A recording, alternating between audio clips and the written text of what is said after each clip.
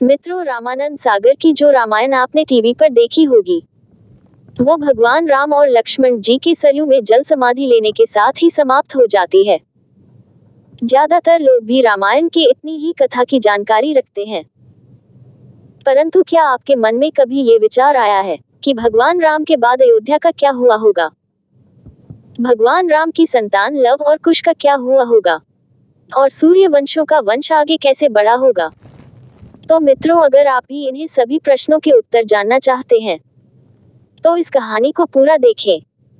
Number 1, भगवान श्री राम के बाद लव, कुश और अयोध्या का क्या हुआ? दोस्तों, रावण का अंत करने के बाद जब श्री राम माता सीता को अपने साथ वापस अयोध्या ले आए, तब माता सीता को ये नहीं पता था कि उनके लिए अभी परीक्षाओं का अंत नहीं हुआ है और एक दूसरी परीक्षा अभी भी उनके मार्ग में खड़ी है। जब राम ने अपनी प्रजा के सवाल उठाने पर माता सीता को ही त्याग दिया। नंबर 2, माता सीता का महर्षि वाल्मीकि जी के आश्रम में आना। उसके बाद माता सीता महर्षि वाल्मीकि जी ऋषि के आश्रम में रहने के लिए जगह मिली, जहां उन्होंने अपने बेटों लव और कुश को जन्म दिया और उनका पालन पोषण किया। लेकिन इतना सब होने के बाद भी ये कहा जाता है कि माता सीता के पति श्री राम का ये प्रेम ही था। उन्होंने सीता को त्यागने के बाद किसी दूसरी रानी से शादी नहीं की। वे सीता की अनुपस्थिति में उनकी कमी को पूरा करने के लिए अपने साथ यज्ञ में सोने की गुड़िया लेकर बैठते थे। सोने की गुड़िया इसलिए क्योंकि सोने को सबसे पवित्र माना जाता है। नंबर 3, जाने राम और सीता के बाद क्या हुआ? रघुवंश का कौन बना कहाँ का शासक? जब भगवान राम ने राजपाट छोड़ा तो रघुवंश का क्या हुआ और किसने शासन किया? भगवान राम के राजपाट छोड़ने के बाद कुश अपनी सेना के साथ अयोध्या आए और उन्होंने वहां का शासन संभाला। उन्होंने कुमुदावती से विवाह किया और अतिथि के पिता बने। इसके बाद अतिथि के पुत्र हुए निषाद, निषाद के पुत्र हुए नल और नल के बाद हुए नव, और इस तरह ये वंशावली बढ़ते बढ़ते आ पहुंची महाभारत काल के राजा बृहदबल तक।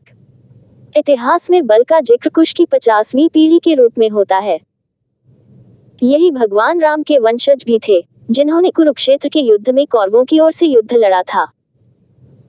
चक्रव्यूह युद्ध के दौरान अभिमन्यु और बृहदबल के बीच घमासान युद्ध हुआ और अभिमन्यु के प्राणघातक के तीर से बृहदबल की मृत्यु हो गई। नंबर 4, भरत, लक्ष्मण और उनके बेटे।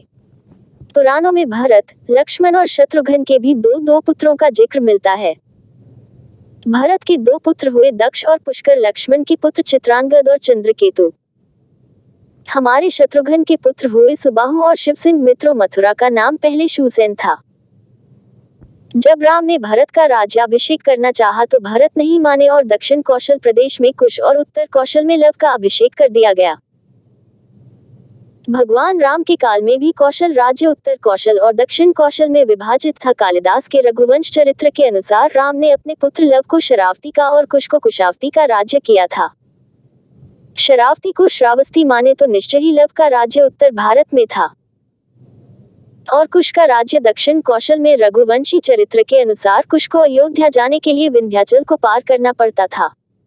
इससे ये भी सिद्ध होता है कि उनका राज्य दक्षिण कौशल में ही था। कुश की राजधानी कुशावती आज के बिलासपुर जिले में है और कौशला को राम की माता कौशल्या की जन्मभूमि माना जाता है। नंबर 5, लव द्वारा किस नगर की स्थापना की गई? वहीं दूसरी तरफ ऐतिहासिक तथ्यों के अनुसार लव ने लवपुरी नगर की स्थापना की थी। लवपुरी के बाद में लोहापुरी कहा जाने लगा, जो वर्तमान में पाकिस्तान में स्थित शहर लाहौर ही है। यहाँ एक किले में लव का एक मंदिर भी बना हुआ है। दक्षिण पूर्व एशियाई देश लाओस, थाई नगरी दोनों ही उनके नाम पर रखे गए हैं। ऐसा माना जाता है कि इसके बाद लव के वंशज गुजरात चले गए और मेवाड़ में आकर बस गए, जहां इन्होंने सिसोदिया वंश की स्थापना की। शायद यही कारण है कि मेवाड़ का राज प्रतीक सूर्य है। नंबर 6, लव से राघव राजपूतों का जन्म हुआ। साथ ही ये भी सुनने में आता है कि लव से राघव राजपूतों का जन्म हुआ, जिसमें बड़गुर्ज, जयस और सिकरवारों का वंश चला। दूसरी शाखा सिसोदिया राजपूत वंश की थी, जिनमें बैंसला और गोहिलून वंश के राजा हुए। दूसरी ओर कुश ने कुशावती नगर की स्थापना की।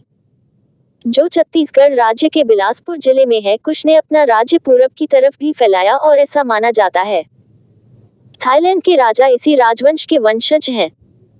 शायद इन्हीं कुछ कारणों से थाईलैंड के राजा को आज भी राम की उपाधि देने की प्रथा यथावत है।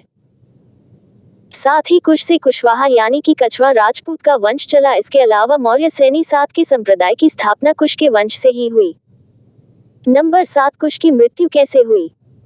आपको बता दें, कुश की मृत्यु दुर्जय नामक एक असुर से युद्ध करते हुई थी।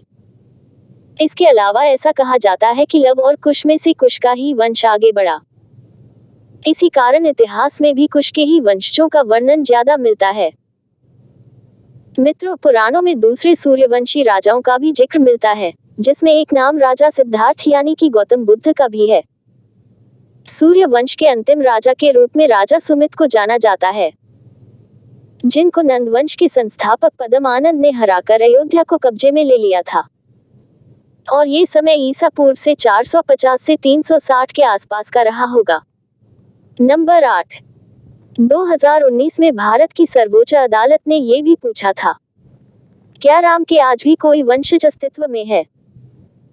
तब जयपुर के राज परिवारों में से दिया कुमारी ने एक पत्रावली के जरिए कुछ सबूत पेश किए, जिस पर अयोध्या के सभी राजाओं का नाम कर्म क्रमानुसार लिखा हुआ था। इसमें भगवान राम के वंशज के रूप में 289 में नंबर पर वंशज आमेर जयपुर के सवाई जयसिंह का ही नाम था, और इसी क्रम में 307वें वंशज के रूप में दिया कुमारी के पिता महाराजा भवानी सिंह का नाम मिलता है। तो मित्रों, उम्मीद करते हैं आपको हमारी आज की यह कहानी आपको जरूर पसंद आई होगी। अगर पसंद आई हो तो नीचे कमेंट करके अवश्य बताएं।